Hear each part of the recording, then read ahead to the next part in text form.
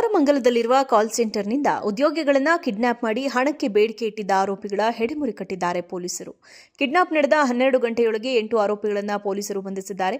ಛಲಪತಿ, ಭರತ್, ಪವನ್, ಪ್ರಸನ್ನ, ಅತೀಕ್, ಜಬೀವುಲ್ಲಾ ಸೇರಿ 8 ಆರೋಪಿಗಳನ್ನು ಪೊಲೀಸರು ಬಂಧಿಸಿದ್ದಾರೆ. ಬಂಧನಕ್ಕೊಳಗಾಗಿರುವ ಛಲಪತಿ ಕೋಲಾರ ಜಿಲ್ಲೆಯ ಕಾನ್ಸ್ಟೇಬಲ್. ಪ್ರಕರಣ ಏನು ಅಂತ ನೋಡೋದಾದ್ರೆ, ಕೋರಮಂಗಲದಲ್ಲಿರುವ ಕಾಲ್ ಸೆಂಟರ್ ಒಂದರಿಂದ 4 ಉದ್ಯೋಗಿಗಳನ್ನು ಕಿಡ್ನಾಪ್ ಮಾಡಲಾಗಿತ್ತು.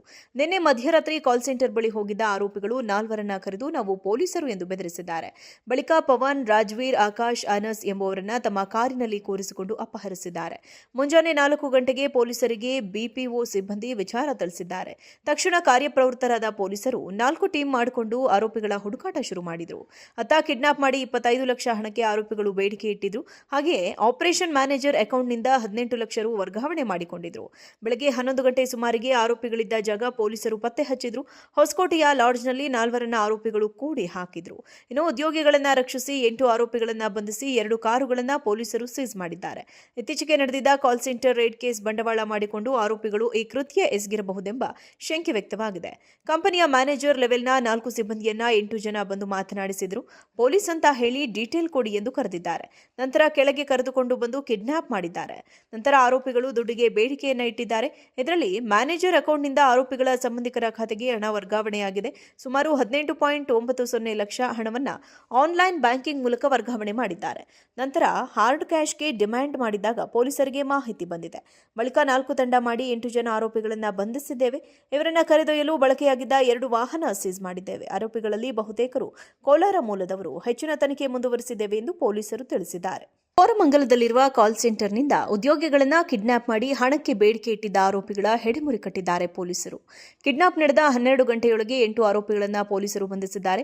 ಛಲಪತಿ, ಭರತ್, ಪವನ್, ಪ್ರಸನ್ನ, ಅತೀಕ್, ಜಬೀವುಲ್ಲಾ ಸೇರಿ 8 ಆರೋಪಿಗಳನ್ನು ಪೊಲೀಸರು ಬಂಧಿಸಿದ್ದಾರೆ. ಬಂಧನಕ್ಕೊಳಗಾಗಿರುವ ಛಲಪತಿ ಕೋಲಾರ ಜಿಲ್ಲೆಯ ಕಾನ್ಸ್ಟೇಬಲ್. ಪ್ರಕರಣ ಏನು ಅಂತ ನೋಡೋದಾದ್ರೆ, ಕೋರಮಂಗಲದಲ್ಲಿರುವ ಕಾಲ್ ಸೆಂಟರ್ ಒಂದರಿಂದ 4 ಉದ್ಯೋಗಿಗಳನ್ನು ಕಿಡ್ನಾಪ್ ಮಾಡಲಾಗಿತ್ತು.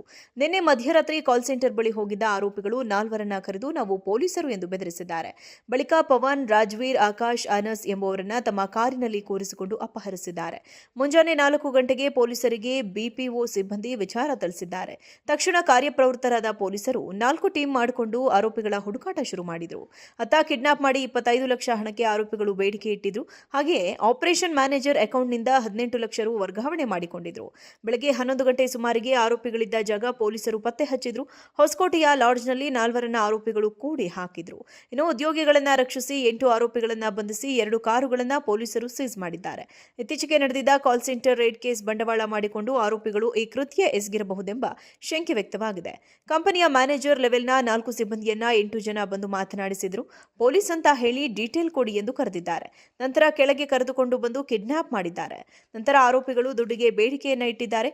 ಇದರಲ್ಲಿ ಮ್ಯಾನೇಜರ್ ಅಕೌಂಟ್ನಿಂದ ಆರೋಪಿಗಳ ಸಂಬಂಧಿಕರ ಖಾತೆಗೆ ಹಣ ವರ್ಗಾವಣೆಯಾಗಿದೆ. ಸುಮಾರು 18.90 ಲಕ್ಷ ಹಣವನ್ನು ಆನ್ಲೈನ್ ಬ್ಯಾಂಕಿಂಗ್ ಮೂಲಕ ವರ್ಗಾವಣೆ ಮಾಡಿದ್ದಾರೆ. ನಂತರ ಹಾರ್ಡ್ ಕ್ಯಾಶ್ಗೆ ಡಿಮ್ಯಾಂಡ್ ಮಾಡಿದಾಗ ಪೊಲೀಸರಿಗೆ ಮಾಹಿತಿ ಬಂದಿದೆ. ಬಳಿಕ 4 ತಂಡ ಮಾಡಿ 8 ಜನ ಆರೋಪಿಗಳನ್ನು ಬಂಧಿಸಿದ್ದೇವೆ. ಇವರನ್ನ ಕರೆದೊಯ್ಯಲು ಬಳಕೆಯಾಗಿದ್ದ 2 ವಾಹನ ಸೀಸ್ ಮಾಡಿದ್ದೇವೆ. ಆರೋಪಿಗಳಲ್ಲಿ ಬಹುತೇಕರು ಕೋಲಾರ ಮೂಲದವರು. ಹೆಚ್ಚಿನ ತನಿಖೆ ಮುಂದುವರಿಸಿದ್ದೇವೆ ಎಂದು ಪೊಲೀಸರು ತಿಳಿಸಿದ್ದಾರೆ.